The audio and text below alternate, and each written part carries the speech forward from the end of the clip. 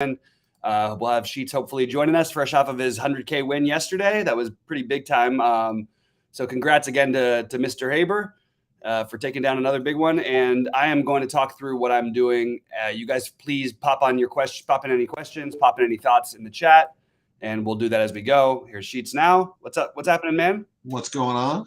So, I was just saying great congratulations again on the win yesterday. We got to wait probably a minute before people get in here. But what do you think you're doing that maybe differs from what we initially talked about?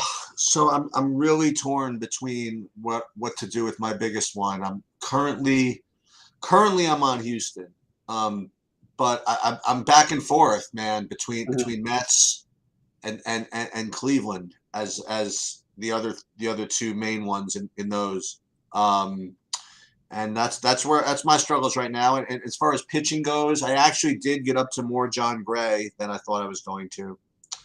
But I did play a decent amount of Herman as well.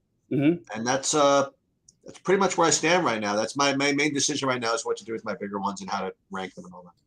Yeah, I got you. I personally like I like both New York teams. I don't think there's anything unusual. I think those are going to be pretty popular. I think that Cleveland will have some ownership as well. But the team that I'm sort of getting onto is the White Sox because, the White Sox can't hit righties, but you throw a lefty out there against them. They've got a lot of guys who career-wise are really good against lefties, and Lynch is not anything I'm afraid of. So I am finding myself with more White Sox than I initially planned on. But I agree about Houston being interesting as well. I have it ranked Mets, Yankees, White Sox, Cleveland, Houston, but I think that getting exposure to all those teams is definitely interesting. What are you doing mainly with your pitching? You said you're playing some Herman. Yeah, but my main ones. I mean, I knew I would do this eventually. I'm really not happy about it. And I might change my big one. Right now, I do have Clevenger in as the highest owned pitcher. So and then Scherzer, Gray, and Herman. Yeah, I the guy I'm Garcia. of anybody on DK is Skubal. Okay, that's interesting. So that's the one. No Buxton in the Minnesota lineup today. I like Skubal's strikeout stuff. I was a little concerned he was going to get traded before the game today because there's a lot of rumors out there he's going to be. And we've already had a bunch of trades today anyway. So, but I think Skubal is a really, really good play, and I think he'll have a little lower ownership than the other guys will. And I think that he's every bit as good with just as much upside as all those guys. So that's what I'm going to mostly do. There's a few value bats that I'll throw out there that I'm using. Obviously JD Davis will be the chalky one. Cole Calhoun, even though he's batting 7th, but he's 2,100. It's a little cheap. All of Detroit, by the way, I think you could actually use Detroit as a secondary stack. Just any sort of way you want to do the 3-man. They're all in the 2Ks basically, and it's not fun. But you're playing against Aaron Sanchez, who hasn't been good in years, and I still can't believe this run total is as low as it is. Aaron Sanchez used to keep the ball on the ground like crazy. Now he just gets hit. He gets whacked all over the place every time he pitches. The only problem that's fully stacking them as a 5-man is 1, Detroit's bad, and 2, Aaron Sanchez doesn't really walk anybody. He doesn't walk. He has better control than most of the. That's one thing he does. He gets hit around quite a bit. All right, let's take a look and see what's happening in here. What's up, guys? What's up to K9 and Brent in there? Sheets, they're saying congratulations. So let's talk through so you have more Herman than Kopech? Yeah, I don't think I ended up doing Kopech after all. I don't think I have any Kopech actually. Yeah, I forgot to mention I actually do like the Royals also. So I have some Kopech with Herman specifically on DraftKings. You know me, I like to pair up the TPs. But I think that that's a really good it's a good spot on both sides of it. I could see the argument for Kopech. I can certainly see the argument for playing KC. Much better lineup with Salvador Perez in there. I know Witt's not in there, but still Bobby Whit Merrifield is still in there. But then you've got a cheap Pascantino. I just think they're kind of another interesting offense that I'm going to probably have a stack or two of before the night's out. So, guys, fire on your questions. I want to go in 15 minutes or so, around 3:20. Yeah, me too. Great, because I'm curious about this weather too. I'm a little concerned. Which one? Well, both the Mets is questionable. There's some storms and it's Washington, so it's always a little nerve-wracking. That's true. And then Then you have the and if there's a delay, obviously that affects playing Scherzer. And the other one questionable is Cleveland. Yeah. Yeah. So I feel a little bit concerned about both those spots, but especially if you're playing Scherzer, which I think a lot of us probably are, or at least some. Is it a little weird? Like, I know that Scherzer is going to have ownership tonight, but why isn't he the most popular pitcher? Like, it's not that hard to get him in. I know. It's kind of weird to me.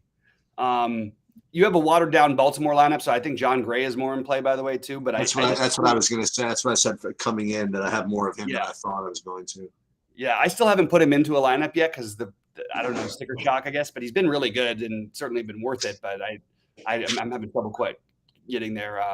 I wouldn't play Andrew Heaney. I do think he'd have to be very, very efficient because it's I don't know how much they're going to let him go. Just coming back. I'm a little surprised that no one is playing Kopech and Herman though. Therein lies the problem. Yeah, but it's kind of interesting though. Like, I mean, I kind of like that pairing, and you could do, you play all the big bats you want and do that. We got the Goon saying that you're the GOAT, man. All right, I can't disagree. She's never stops winning, it seems like. All right, let's see what else we can talk through. Sheets. So I'm guessing your catchers are probably a part of your stacks, but do you have anybody, like, is there any position player that maybe are not part of your stacks? Not really. I mean, my catchers, I have I have Perez in those. I have, I have as a one-off. You used to not allow me to do this, but maybe this year he's a little better. As I have Grandal. Yeah. I mean, you could do it. I get it. Wrong side of the plate. I get confused. Where it's the wrong side of the plate for him, for power.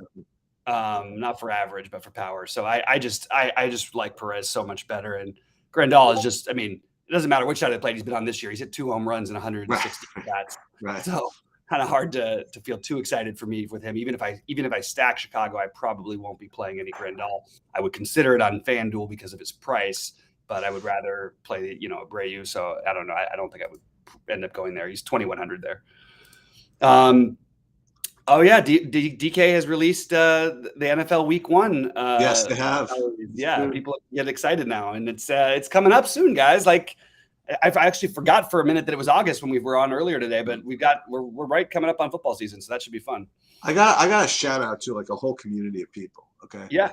I mean, I follow this on Twitter a little bit just because I follow these guys, and the amount of effort that people put into the fantasy football, the season long stuff between the best balls and the drafts, like and the analysis, like 6 months, like 12 months out of the year, it's like amazing. I can't even fathom it. I watch these guys. They're doing best ball drafts all day long and fantasy football drafts. They're battling over who's going to be a better 7th round pick and whatever. It's like, I guess when you're playing for millions, I mean, this is what you do, but that's freaking crazy. Yeah, it is pretty wild. It's amazing how football really is. I mean, it really is a year-round sport. Guys, pop in any questions or thoughts. Who are you guys playing? Anybody else we didn't touch on? Any bats or anything like that maybe you want to highlight? I will just reiterate that Detroit and KC have some very cheap options, and they're what I'm using as fillers. And then I need to try and make sure to prioritize more White Sox in my lineups because I do think that they are a very, very strong stack option today with the great hitting weather there in Chicago. And as bad as their offense has been, I'm going to bet on the long-term results. They have too many guys who are just good against lefties. And they should have a little history with Lynch. Actually, I'll look that up real quick. Let me see if he's got any significant history against them. All right.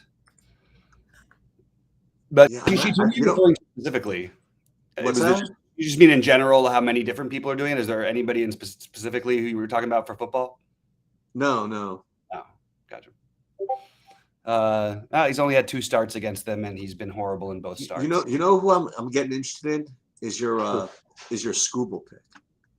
Yeah, I think he's a really good option today. And also, no one's going to play this guy. I mean, what if he? The thing is, though, he might also even have like a really crazy leash. Like if they really actually are thinking about trading him, he's already got a pretty high value. Not that people are going to react to one game, but certainly if he goes out there and strikes out 12 guys or something like that, I think that we could only boost him. So I think he'll get like some a pretty long leash, assuming things are going well today. And that's a watered down Minnesota lineup. So I'm very high on that one, actually. I think your point is very well taken. I think I really want some more Scherzer. Yeah. Question about Padres bats. Absolutely no interest in the Padres for me. We try this all the time, guys. Like, doesn't work stacking against Senzatella at home in Coors. I'm not going to stack against him on the road in San Diego. It's just not going to happen. There's certainly nothing wrong with him. A one-off of Machado or something like that, sure. I just don't have any interest in them as a stack, personally. So.